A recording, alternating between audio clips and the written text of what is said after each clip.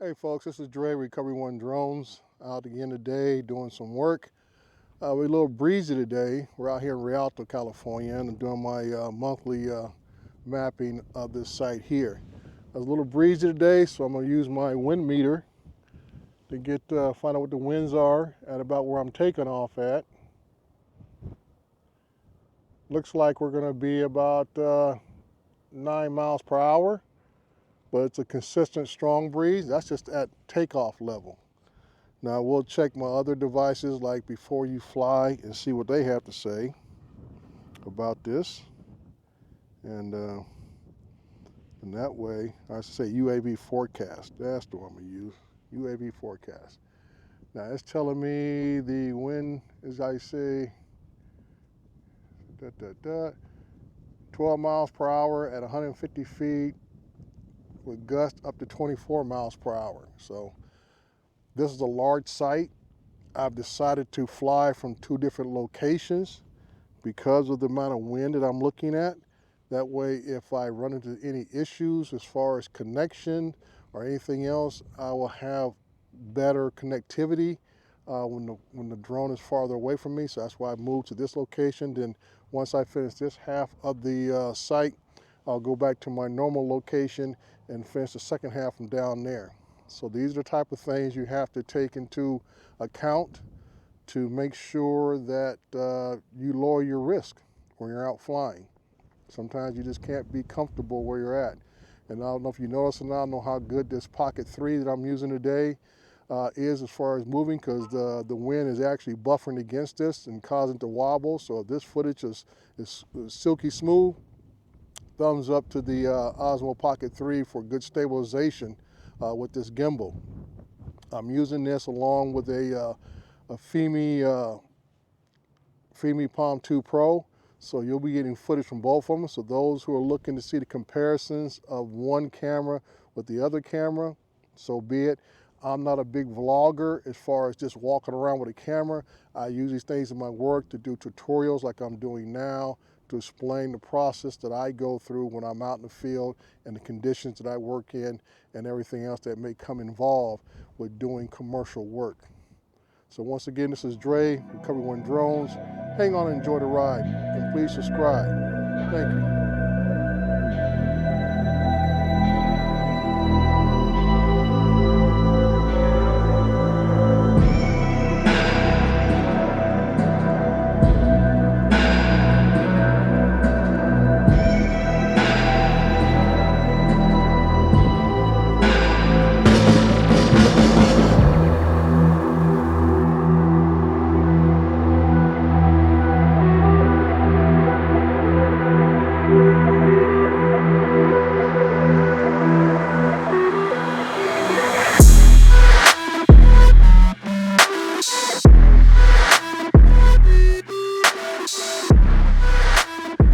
We'll be using the RTK system today, so I'm gonna go down here.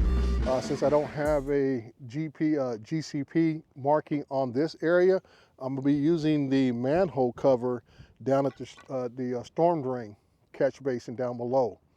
So I say all storm drains and manholes are known locations on construction sites, so they're easy to calculate distance and everything else off of those known points on a site. And those things are poured first, along with curb and gutter.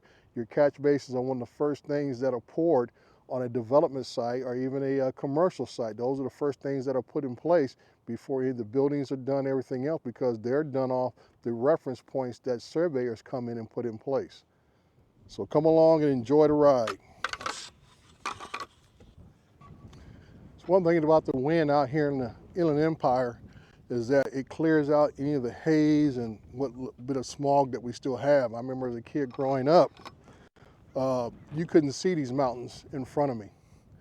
As a kid growing up, the smog used to be that bad back in the 60s and 70s. Now we get a light breeze like today, and it is just like crystal clear. It is just so impressive of the surrounding terrain that we have in this valley. I'm gonna go ahead and set this Fimi Palm down right here while I set up the rest of this equipment. Hopefully it doesn't get blown over, because the wind is that strong, it's blowing over. Now one thing about using the RTK system. I don't care if it's the DJI one that I have or it's another brand that you may have. It's all about making sure that you make sure it's balanced to start with. And that's why you have these leveling bubbles that are on these things to make sure you are where you need to be.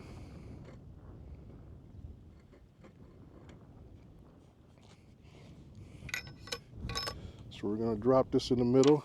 And this is not the final adjustment. This gives us a reference point right now. So when I bring the actual module in place, okay, there we go. Because I've taken into account that I am on a downslope of a hill, so what may look level where I'm standing may not be actually level. So we'll go ahead and secure this in place a little bit so it doesn't go anywhere.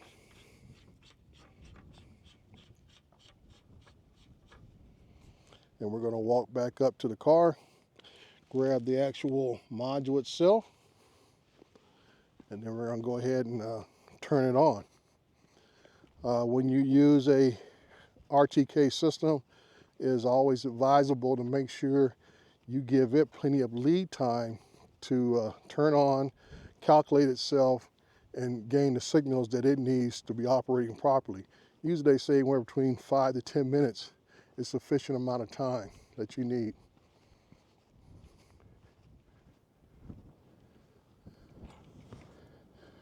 As you see here in the trunk, or the back of my car, I have, let me go ahead and adjust this down. There we go. I have a GPC marker, just in case if I would have had a marker out here, I would have used this on the ground to cover that one, just in case the RTK station would cover it up, so the drone would still have a accurate depiction of where the GCP is at. The ones I have are nylon mesh. They measure 2 by 2 by 2, was 2 feet by 2 feet. So they're really good when you fly at altitudes like I am at 400 feet. I fly this site with terrain awareness, so the actual altitude, it depends on the variations of the site.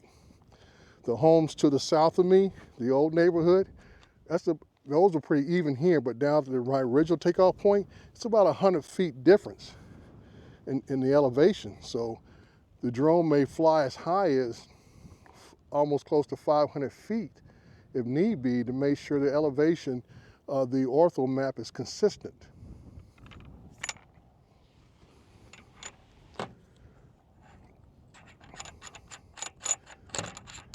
There we go.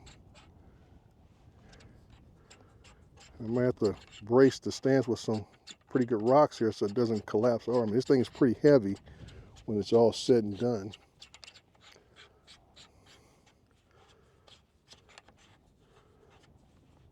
Here we go. That's what it's all about, right there. You get your initial red light, so it's initializing. It starts searching for the satellites. And the light to the right shows me what mode I'm in. It's flashing 5 times. I'm in mode 5, which supports the Mavic Enterprise, Mavic 3 Enterprise level drones, the Matrice 300, the Matrice 30T, and like I say, the Mavic 3 Enterprises. Now, if I was flying my Phantom RTK, I had to change the mode to mode 1, and that would support the Phantom 4 RTK. So I'll give you guys a close-up of that. So it's still going to last because it should be green across the board completely. Well, I guess it is green. I'm looking into the sun. So yeah, that's where we're at on that one. Now here it tells me my firmware is up to date. I'm going to go and turn on the screen recording also.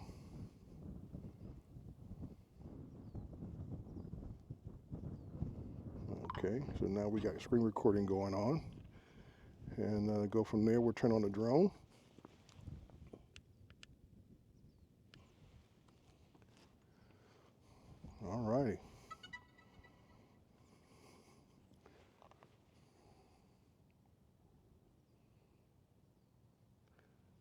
So now we got active motion enabled on the Pocket 3.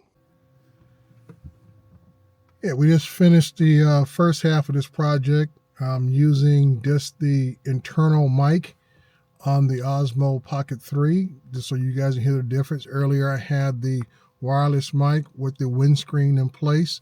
So I'm just trying to get a good analysis, like most of you, to see how good some of this equipment is. Today is quite windy, so how I sound outdoors will be a big factor, because where I live at, we do have quite a bit of windy days out here, just below the Cajon Pass in Southern California. So wind is a normal factor when I'm out here on construction sites. So we're at our second location now. I'm going to be testing the active track. I'm not going to do any moving around a lot. I mean, I will be moving around a lot, but I'm not going to be doing nothing jerky. So I'm just going to go set up the RTK base station again, and I'm going to be moving to the far left and far right. I'll see how far this thing can track without losing a spot. Like I said, the wind is blowing here, not as much as the last location, because I was on a little higher elevation, and I didn't have any protection. Where I'm at now, I got some of the already built homes here blocking the wind a little bit, but it does shake so much. I have my stand kind of braced against a fence post behind it that you can't see, but I think I'm gonna go ahead and put a couple of rocks on the base here so it doesn't tip over. Okay, the active track is back on, so here we go. I'm gonna walk back this way so it doesn't lose my face right away. Hope I don't trip over anything. So we'll see how it works. Go from there.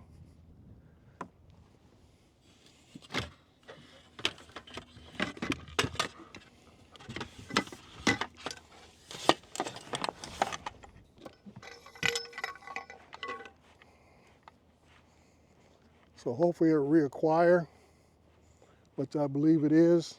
I'm gonna walk through here.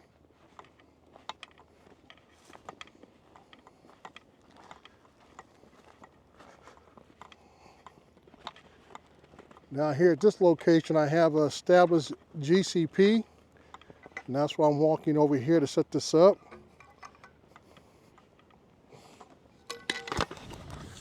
It is in the slope of a approach, more commonly referred to as a driveway.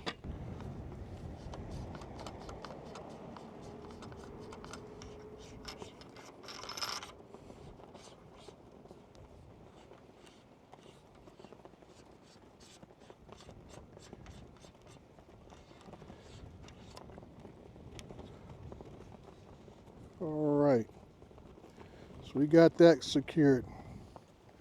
I'm gonna walk back towards the camera. Hopefully it'll reacquire me because I have my back turned, and we'll come back this direction. I'll get a little closer to it, so hopefully it'll pick me up. And I look like it lost me, so I'm gonna walk up to the camera itself and see if it'll pick me up. You know, so it does not reacquire very well. I'm not gonna say that, you know. I was out of frame. Now I've got myself somewhere.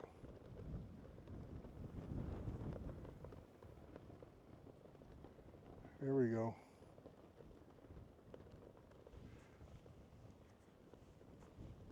There we go again. So back in frame, like I said, like any other camera, if you walk too far or you go beyond the, the range as far as the peripheral of the camera, I think this one only goes 180 combined from left to right. So if you get to those areas, it might be a little, you know, it'll lose you. I just like it'll lose you. Plus I have my back turned, so it's obvious they probably got lost. Home point updated. Check map to confirm. Okay. Home point updated. Check map to confirm. Okay, we make sure everything is in place. Home point has been updated. Check map to confirm. I have had this happen to me before. What I'm about to tell you, that sometimes you get in a hurry and you change locations, and you don't let the drone update the home point when you have physically moved yourself. The drone will think the home point is where your last location is at. So when you hit return to home or whatever the case may be, that drone will go back to the last home point. So that's something you have to be mindful of at times. Okay, we're going to do River Ranch South this time. Okay. This is the second half of the map right here. We'll go ahead and see. You get 162 acres. We finished 180 something acres. Now we're at 162 acres. So like I said, you tell you how big this site is. It is also flown in terrain awareness, which is very critical in this end because going up to the south from me, the elevation rises up to over 100 feet. And then where I'm at is a low point of the entire map. So it helps out to be able to have terrain awareness where the drone will adjust this altitude, but will remain right around 400 feet AGL.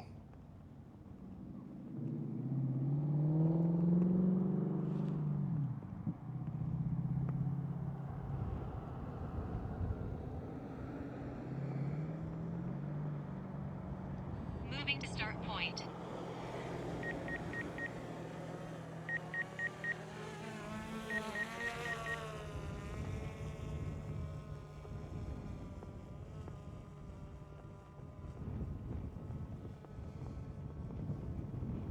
Like I said before, it's a very beautiful day. I mean, the wind's blowing, and it keeps all the clouds out, and any High kind wind of velocity.